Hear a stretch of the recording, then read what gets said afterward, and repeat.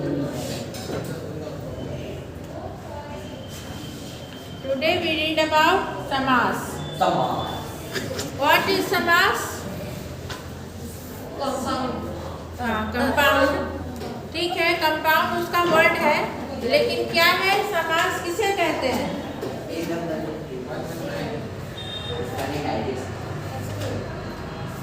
समास 4 प्रकार के होते हैं. पहले भी पढ़ चुकी हूँ. पहले तो बताओ समास है क्या? समास क्या है?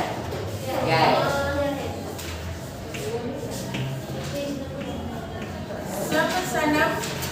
जब दो शब्द एक शब्द का विभाजन होता है वो समास है. इसका ये लाइन है याद रखने की. समसनम समास है, जहाँ पे हम लोग मिलाते हैं दो शब्दों को एक संधि अलग होता है, जहाँ पे दो वर्ड मिलता है उसमें लेटर मिलता है. जैसे राम प्लस आयन. नहीं, हाँ, राम प्लस आयन, तो वहाँ पे क्या मिला? राम का म लेटर मिला और आयन का अ मिला, तो आ बन गया, रामायण बन गया. और समास में क्या है? वर्ड मिलता है, शब्द का विग्रह करते हैं, समास विग्रह कहलाता है. यहाँ पे वो संधि विच्छेद कहलाता है. यहाँ शब्दों को अलग और शब्दों को मिलाना करते हैं. तो अभी पहले भी आप लोग 9th में पढ़ चुके होंगे समास के बारे में. अभी 2 ही है, कर्मधारय और बहुव्रीहि. इस बार in 10th class only 2 is here, कर्मधारय एंड बहुव्रीहि. समास क्या है? दो शब्दों के मिलने से जो हमें वर्ड मिलता है, एक वर्ड मिलता है, 2 या 2 से अधिक शब्दों को मिलाकर जो एक शब्द प्राप्त होता है वो समास कहलाता है. जैसे नीलम कमलम, यहाँ 2 वर्ड मिला हमें, नीला और कमला. नीला और कमला 2 वर्ड मिला. अब इसको मिला के एक वर्ड क्या बनेगा? नीलकमल. नीलकमल. नीलकमल एक वर्ड मिला. अभी नीलकमल कोई बोलेगा तो उसका मतलब समझ आ जाएगा कि वो कमल कैसा है? नीले रंग का है. इसी तरह यहाँ पे है और भी उदाहरण. महान वृक्ष, वर्ड है महान वृक्ष.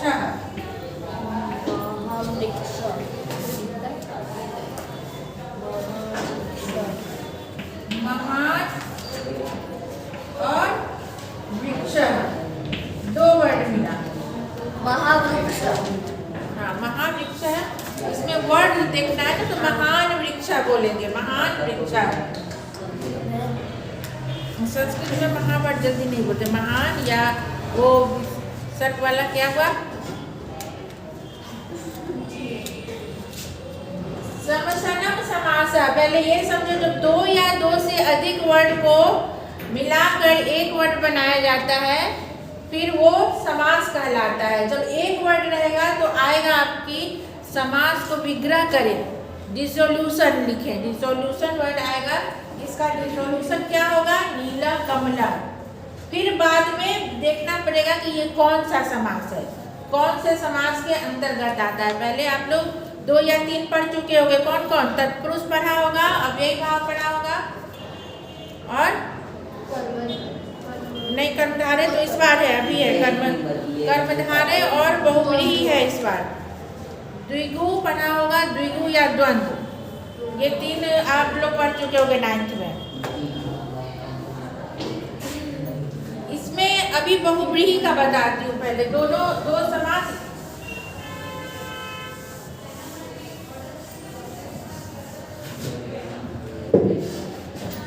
पहला देखो कर्मधारय.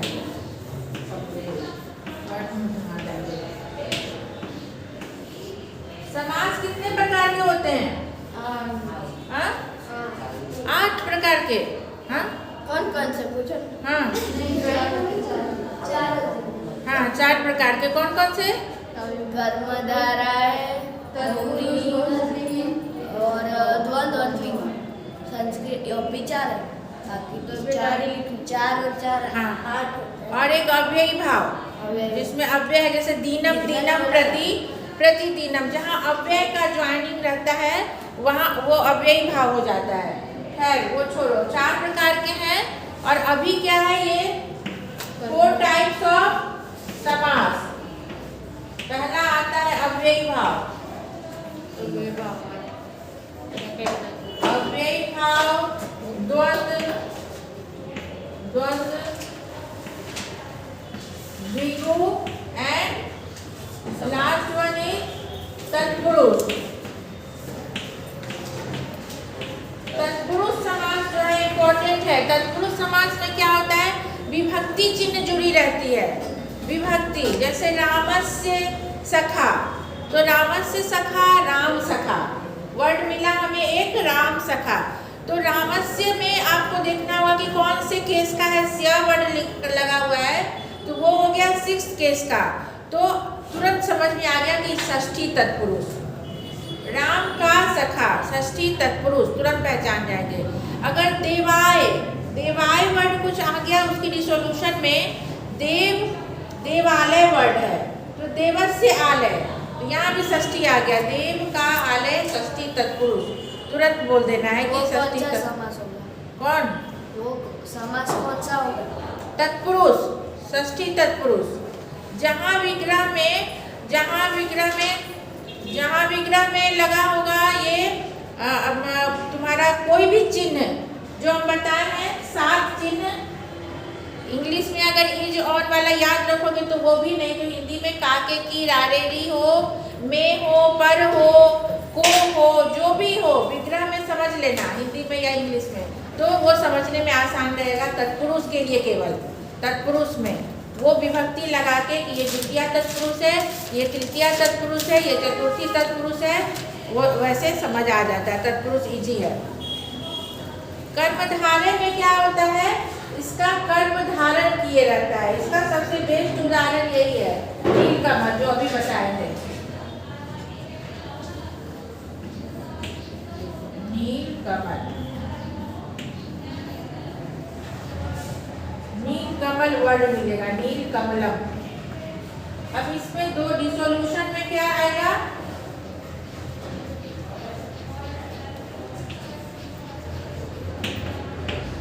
इन डिसोल्यूशन 2 वर्ड क्या मिलेगा इसमें,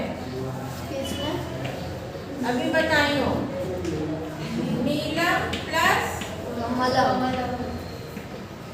कमलम।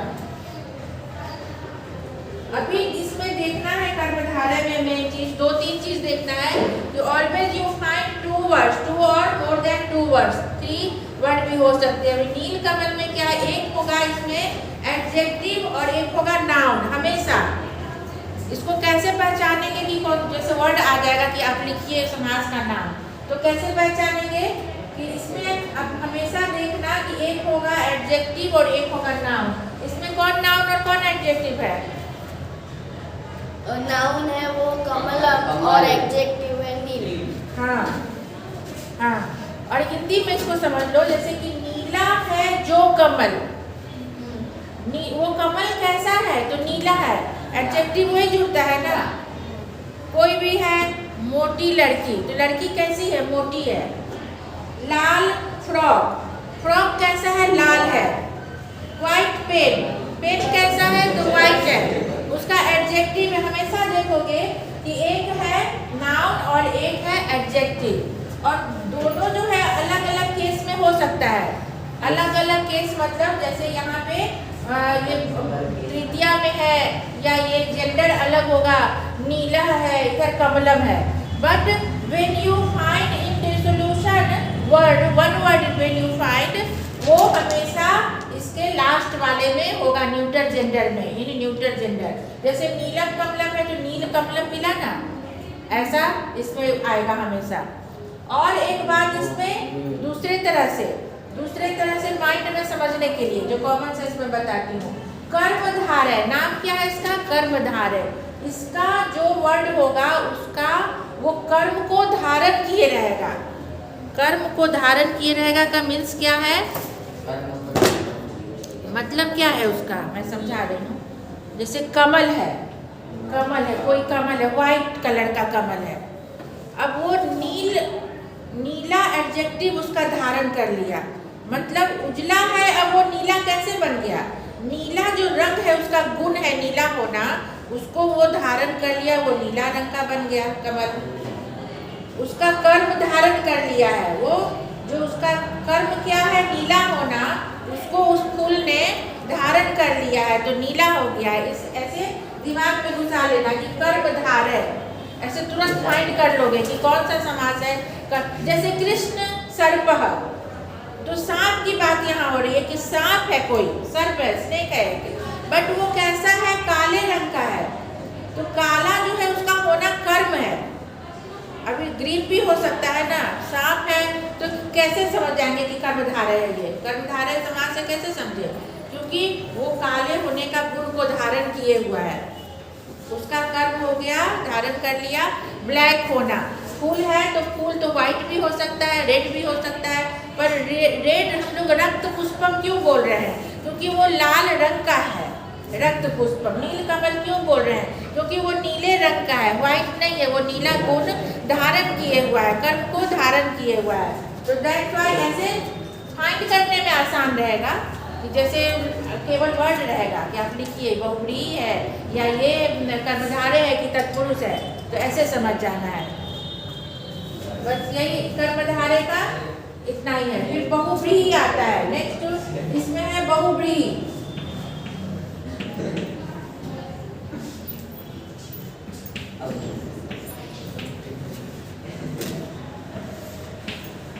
बहुव्रीहि समास आता है। बहुव्रीहि में क्या है कि ये इसका एक विशेष अर्थ निकल के आता है। कोई भी डिसोल्यूशन जब आप करोगे तो उसका एक विशेष मीनिंग आएगा। जैसे यहाँ नील कमल हम बताए, तो नील कमल से तो नील कमल ही समझ आ रहा है ना, कोई दूसरा चीज तो नहीं समझ आया। नीले रंग का फ्लावर समझ आया।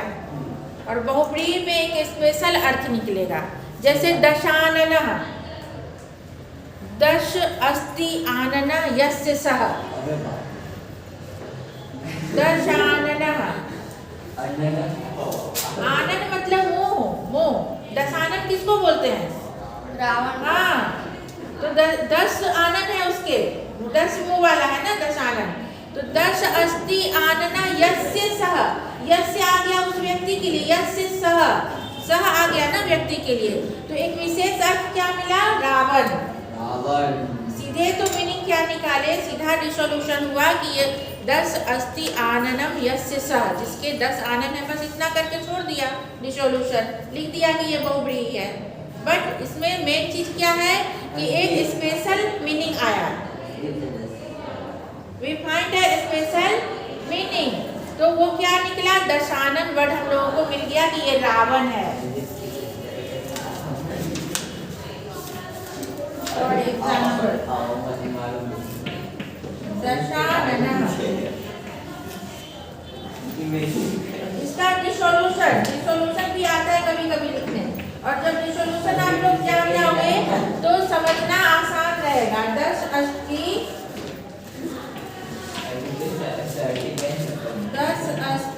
आननः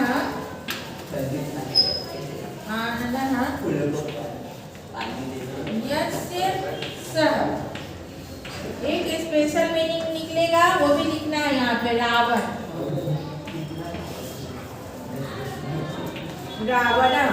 पीताम्बरः, दूसरा पीताम्बर का बोलो क्या डिसोल्यूशन होगा? पीताम्बर किसको बोलते हैं? स्पेशल मीनिंग, जैसे दशानन का रावण निकला, वैसे पीताम्बर किसको बोलते पता है? हाँ, पीताम्बर जो वो पहनने का होता है। अंबर मीन्स वस्त्र। अब पीताम्बर वो पहनते नहीं हैं, हमने मतलब सुनो, डिसोल्यूशन क्या निकला कि पीतः अस्ति अंबरः यस्य सः, इसी में बैठा देना है। ऑरेंज, पीतः अस्ति अंबरः यस्य, येलो, पीतः अस्ति येलो। अरे येलो यार, येलो मेरे से पूछोगी ना, किधर पूछोगी? पीता अस्ति अंबरा यस्य सह। तो ये हो गया डिसोल्यूशन उसका। विशेष मीनिंग क्या निकला? एक स्पेशल मीनिंग निकला, पीताम्बर पीला वस्त्र कौन धारण करते हैं? विष्णु भगवान। विष्णु के लिए आता है, कृष्ण भगवान के लिए आता है। तो पीताम्बर उनका नाम ही है, एक पर्यायवाची है। पीताम्बर मीन्स विष्णु भगवान। और इसीलिए बोला गया विशेष मीनिंग निकला, उसका एक अर्थ निकल गया पीताम्बर से कि विष्णु भगवान का वो पर्यायवाची है। दशानन किसका? रावण का पर्यायवाची है। तो एक अलग मीनिंग निकल गया। ऐसे तो निकल गया कि जो पहनता है पीला वस्त्र, कोई भी हो, ये भी पहन सकता है, तुम भी, गणेश भगवान भी पहन सकते हैं, सभी पहन सकते हैं। लेकिन मीनिंग क्या है विशेष, जिनको हम लोग बोलते हैं पर्यायवाची है विष्णु भगवान का।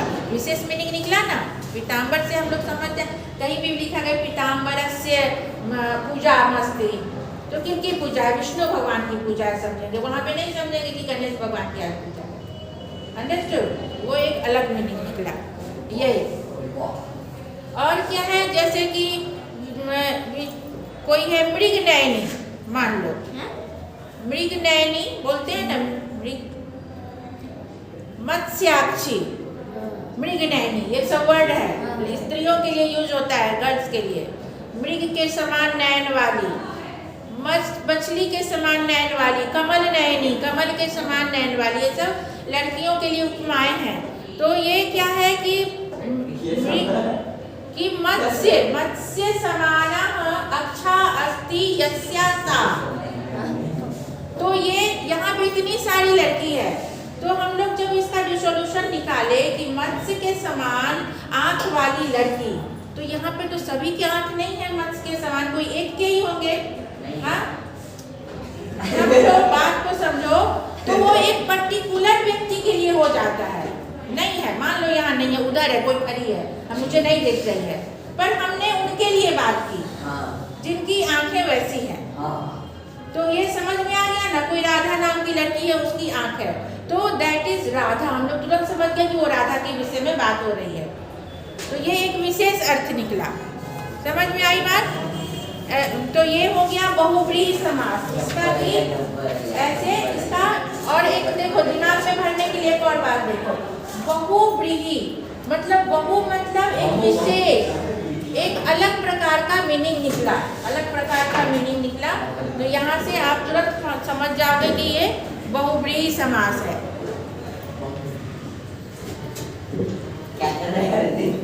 इजी हो गया ना समझना? इजी हो गया। वाम बाहु बोलो, इसका विग्रह बोलो, कोई पता? वाम बाहु का विग्रह? एनीबॉडी? राइट, ट्राई करो ना, गलती होगी तो उससे कोई बात नहीं। बोला था वाम बाहु विग्रह करो। हाँ, वो प्लस वाला। हाँ, डिसोल्यूशन प्लस इसमें नहीं होता है बेटा, ऐसे बोलते हैं। हाँ,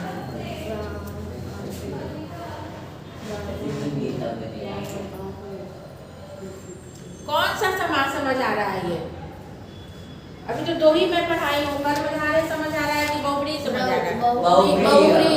बहुव्रीहि कैसे बताओ? इसने भी बोला। ठीक है। हाँ, तो क्या निकला उसका डबल, दूसरा मीनिंग क्या निकला? देखो ना, मैंने बहुव्रीहि और डबल मीनिंग बोला। ये बोल रहा है ये लाइक है, तो बोल। मैं इसको पूछा बाकी कौन सा डबल मीनिंग है, बोल। बोलना नहीं था।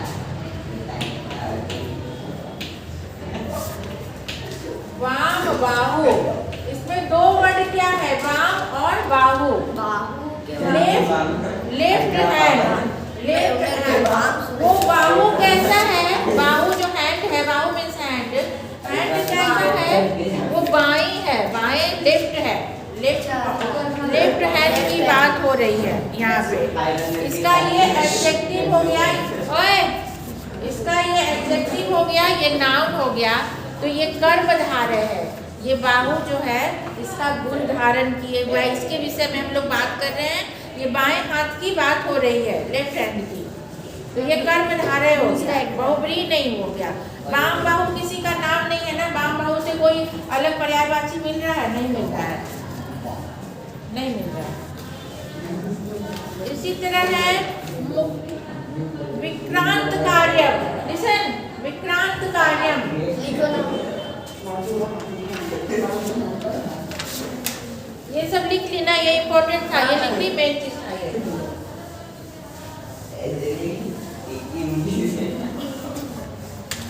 ए हर्ष, विक्रांत बाहु, विक्रांत बाहु नहीं, विक्रांत कार्यम। विक्रांत कार्यम।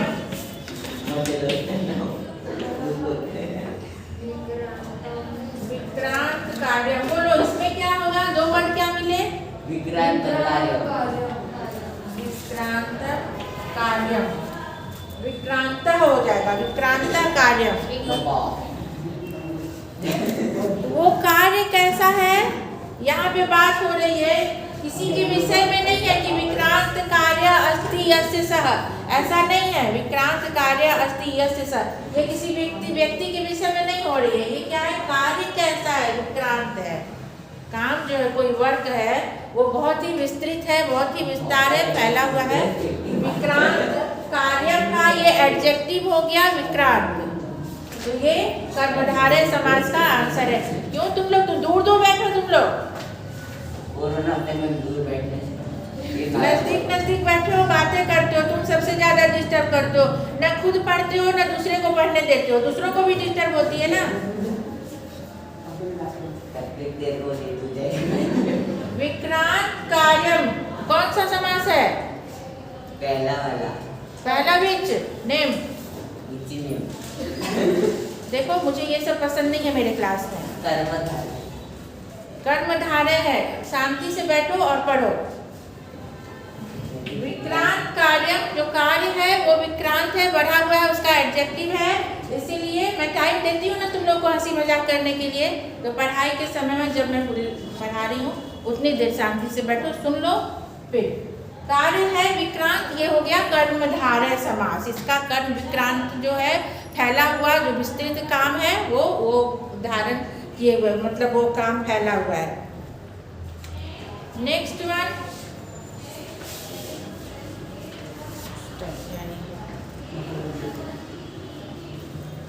जात हर्षः। चलो इसका ही बताती हूँ।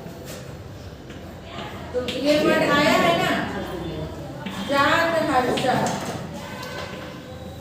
इसका विवरण करो। आया है तुम लोग के बुक में, पहले लेसन में आया है ना, जो चैप्टर पढ़ाई हूँ तब। हाँ बताओ, बैठ के बताओ। हाँ विग्रह बोलो। हाँ जात, हाँ जात हर्ष, जिसे खुशी मिल रही है, जिसने खुशी को अनुभव किया है। जात हर्ष यस्य सः, जिसके पास जिसने ये खुशी को महसूस किया है। वही चैप्टर में आया था, ऊपर से अर्जुन आया है उसमें, क्योंकि वो प्रसन्न हो गई, बिकेम हैप्पी। वहाँ पे वर्ड आया था, बैठ जाओ, बैठ के ही बोलो। तो वो जात हर्ष यहाँ पे बहुव्रीहि समास है। इसी तरह है लंबोदरः। लंबोदरः का क्या विग्रह होगा? लंबोदर का सब स्पेशल मीनिंग जानते हैं?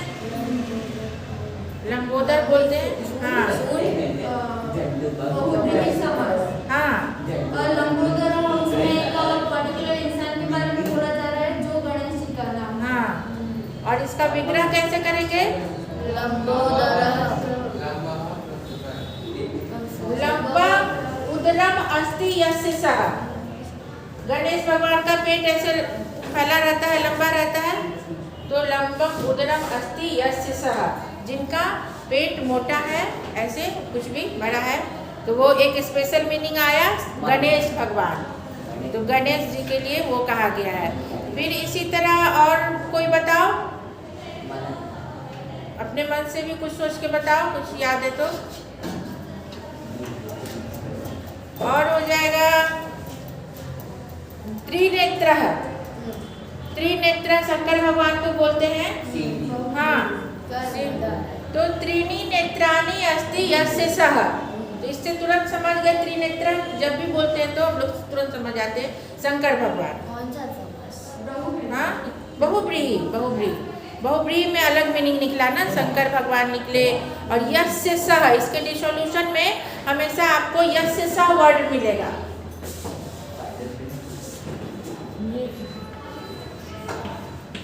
यस्य सः जहाँ मिलेगा ये बहुब्रीहि में मिलेगा, मतलब वो एक वैसा आदमी, वैसे लोग। और दो इसमें बुक में भी दिया है, तीक्ष्ण बुद्धि और बहुमत्स्य दिया है इसमें। तीक्ष्ण बुद्धि, तीक्ष्ण बुद्धि अस्ति यस्य सः, जिसकी बुद्धि कुशाग्र बुद्धि है, जो तेज बुद्धि वाला है, तीव्र बुद्धि वाला है, ऐसा व्यक्ति। तो तुम तीनों हो पर कोई एक ही है इसमें से तीक्ष्ण बुद्धि वाला, कौन? तो वही उसके लिए एक है। No, I think among three of you, Suyas is the तीक्ष्ण बुद्धि and you are worst one. Very making noise always and disturbing elements. नहीं करना चाहिए बेटा, सुनो, ऐसे नहीं करना चाहिए, हमेशा ऐसे नहीं। तो सुनने को अच्छा लगता है, नहीं अच्छा, अच्छे से रहना चाहिए। 24:30 हो गया मैम, 27